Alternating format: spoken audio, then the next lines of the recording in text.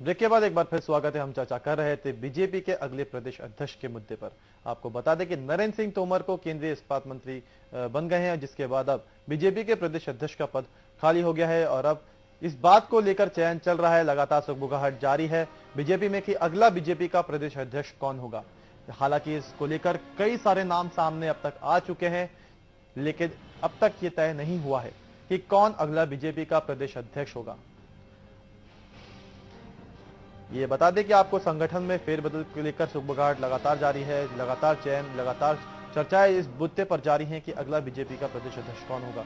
अब ये बताया जा रहा है कि संगठन में ही किसी नेता को या किसी मंत्री को भी बीजेपी का प्रदेश अध्यक्ष बनाया जा सकता है, लेकिन अब तक इस सस्पेंस पर से पर्दा नहीं हट पाया है कि अगला बीजेपी का प्रदेश अध्यक्ष कौन होगा।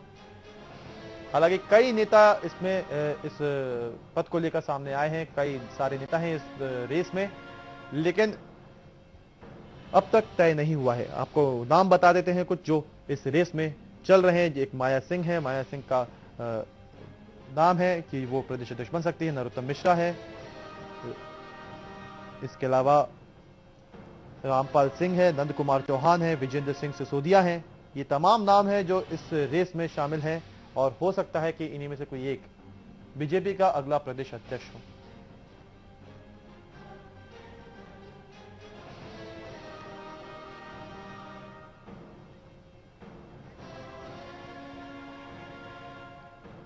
और इसी मुद्दे पर अनिल सौमित्र राजनीतिक विश्लेषज्ञ हैं, हमारे साथ जुड़ गए हैं। जी अनिल जी, बहुत बहुत स्वागत है आपका स्टेट न्यूज में। क्या लगता है नरेंद्र सिंह तोमर के इस्पात मंत्री बन जाने के बाद अब ये पद खाली पड़ा हुआ है बीजेपी प्रदेश अध्यक्ष का, तो क्या लगता है कौन इस रेस में सबसे ज्यादा आगे है? नहीं, अभी खाली तो पद नहीं पड़ा हुआ है। दरअसल जब तक उनका इस्तीफा नहीं होता है यहाँ के प्रदेश अध्यक्ष के पद से, तब तक उसको खाली माना जाना उचित नहीं होगा। जहाँ तक नए प्रदेश अध्यक्ष का सवाल है, तो कई ऐसे कद्दावर नेता मध्य प्रदेश में हैं जो अध्यक्ष के दावेदार पहले भी रहे हैं और जिनमें अध्यक्ष होने की गुंजाइश है और हो सकने की संभावना भी है। तो उसमें कई सारे नाम, जैसे अभी उपाध्यक्ष रहे रघुनंदन शर्मा, जो जिनको टिकट देने की बात थी, मंदसौर से उनको टिकट नहीं दिया जा सका।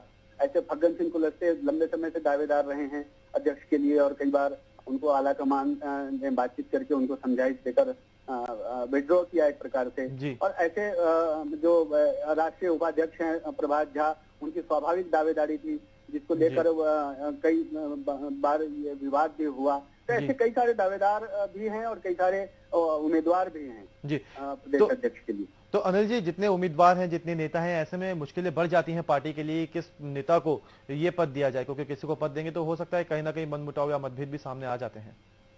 वो तो राजनीति में मनमुटाव, मतभेद, प्रतिस्पर्धा, ये स्वाभाविक चीजें हैं। अब उसको कुशलता पार्टी और संगठन की कुशलता इसमें होती है कि वो किस तरीके से इसको मैनेज करता है, उसको प्रबंधन करता है।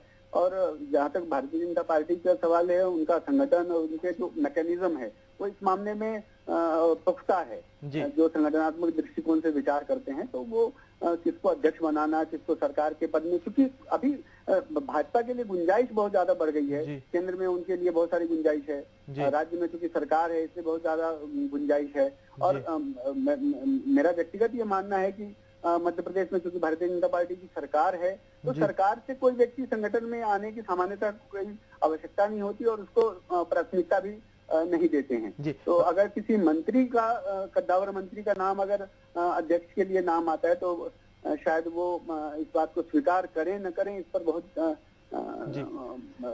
मतभेद हो सकता है। अच्छा अनिल जी, आप एक सवाल और उठता है कि क्या बीजेपी प्रदेश में इस बार जातीय समीकरण को महत्व देगी? जैसे कि फग्गन सिंह कुलस्ते का भी नाम सामने आया है, आदिवासी चेहरा है, इनके अलावा और भी नेता हैं, तो क्या लगता है आपको यहाँ पे जातीय समीकरण को तवज्जो दी जाएगी?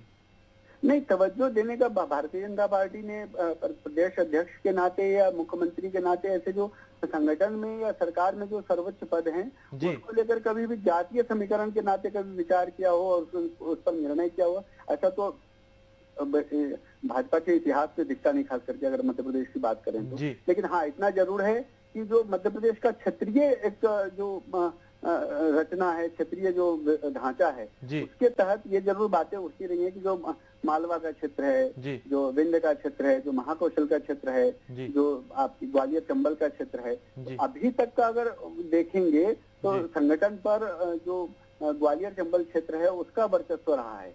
अब ये कहा जाता रहा है कि जो एक नया नाम जैसे माया सिंह जी का चल रहा है, जो वर्तमान में महिला बाल विकास की मंत्री हैं, उनका नाम चल रहा था, तो ये कहा सवाल वहीं से उठना शुरू हो गया कि क्या इस बार भी ग्वालियर से ही कोई अध्यक्ष होगा। जी, सबसे महत्वपूर्ण सवाल है अनिल जी कि क्या ग्वालियर के खाते में ही इस बार या क्या बीजेपी प्रदेश अध्यक्ष का कोई नेता जो बनेगा वो बीजेपी प्रदेश अध्यक्ष होगा, वो ग्वालियर से होगा? काफी बड़ा सवाल है ये। अनिल जी, बहुत बहुत शुक्रिया आपका हमारे साथ जुड़ने के लिए और इस मुद्दे पर हमसे चर्चा करने के लिए।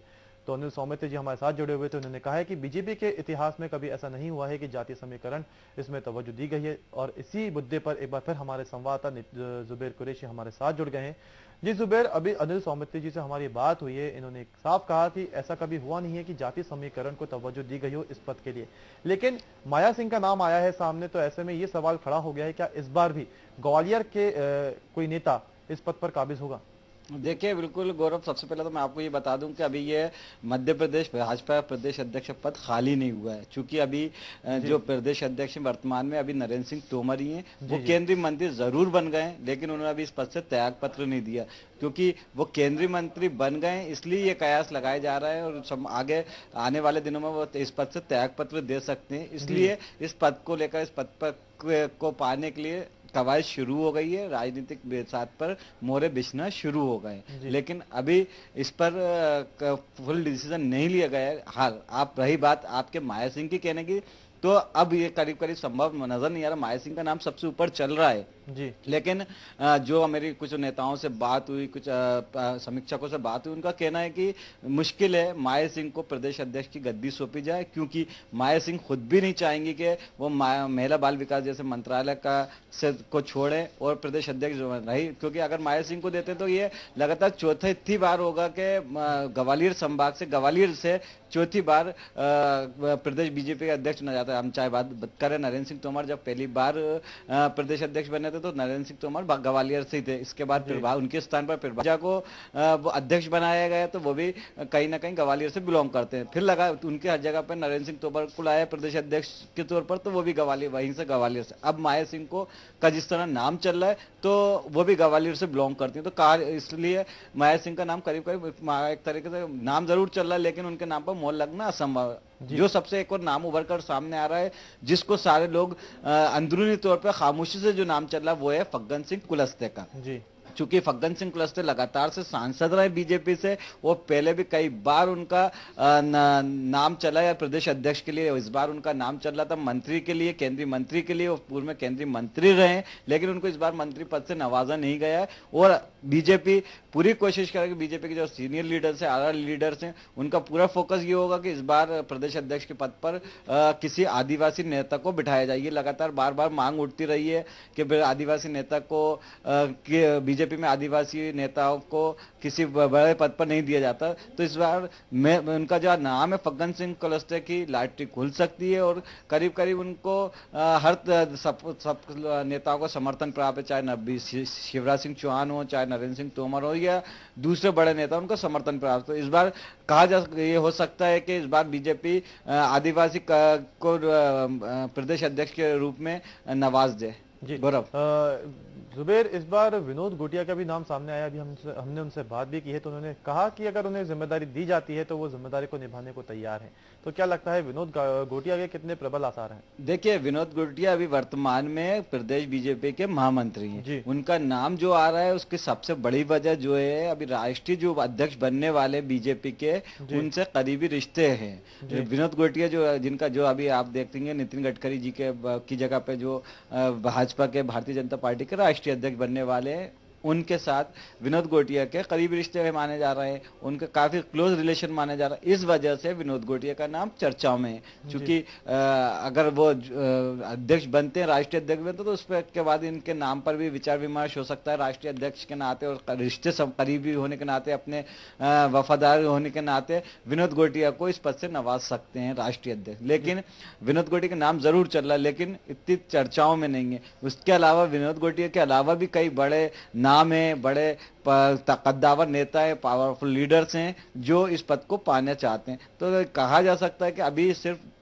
अध्यक्ष पद को लेकर सियासत की बिसात पर मोहरे जमाने का काम शुरू हो रहा है, जमावड़ा शुरू हो चुका है। अब ये अध्यक्ष कुर्सी किसके खाते में आती है, ये आने वाले दिनों में साफ हो जाएगा। जी जुबैर, करीबी और सिफारिश, इससे आरएसएस की भूमिका पर भी सवाल उठता है। क्या बीजेपी के प्रदेश अध्यक्ष को लेकर आरएसएस की कोई भूमिका रहेगी, क्योंकि प्रभात झा को आरएसएस काफी करीबी माना जाता है। बिल्कुल, देखिए प्रदेश बीजेपी अध्यक्ष के पद में आरएसएस की भूमिका सबसे महत्वपूर्ण मानी जाती है। अब तक के जितने प्रदेश अध्यक्ष रहे हैं, हम चाहे नरेंद्र सिंह तोमर की बात करें, चाहे प्रभात झा की बात करें, या उनसे पहले के भी अध्यक्षों की बात करें, कहीं वो पूरी तरह से बिना बीजेपी किसी भी आरएसएस के बिना मार्गदर्शन के, बिना दिशा निर्देश के बीजेपी के अध्यक्ष पद पर किसी भी नेता की ताजपोशी नहीं हो सकती। हम बात करें नितिन गडकरी की, तो नितिन गडकरी भी नागपुर से बिलोंग करते थे, आरएसएस से बिलोंग करते थे। अभी जो नए जिनका नाम चल रहा है राष्ट्रीय अध्यक्ष के रूप में बीजेपी का, वो भी पूरी तरह संघ से जुड़े हुए हैं, आरएसएस से जुड़े हुए हैं। अगर संघ के वो अध्यक्ष बनते तो जाहिर सी बात है प्रदेश में के अध्यक्ष में भी आरएसएस का रोल अहम रहेगा और उनकी इंपॉर्टेंट भूमिका रहेगी। तो ऐसे में मुख्यमंत्री शिवराज सिंह चौहान और नरेंद्र सिंह तोमर की जो सिफारिश है, जैसे कि हम देख रहे हैं नरोत्तम मिश्रा और तमाम नेताओं के लिए ये दोनों नेता खड़े हैं और इन लोगों के नामों को इन दोनों ने आगे किया है। तो क्या लगता है इनकी जो मांग होगी या इनकी जो सिफारिश होगी वो दरकिनार हो जाएगी? देखिए कोई दरकिनार नहीं होगा, चाहे हम बात शिवराज सिंह चौहान जी की करें या नरेंद्र सिंह तोमर जी। ये सब बीजेपी जो है एक पार्ट है आरएसएस का। वो जितने भी नेता निकल कर आए आरएसएस के से या बीजेपी में शामिल हुए, सब आरएसएस से निकल के आए हैं। सबका एक उद्देश्य है, सभी एक दिशा लाइन है, वो आरएसएस के दिशा निर्देशों को फॉलो करते हैं। कोई भी हो, चाहे शिवराज सिंह चौहान हो, चाहे नरेंद्र सिंह तोमर हो, चाहे दूसरे सीनियर राष्ट्रीय लीडर हो।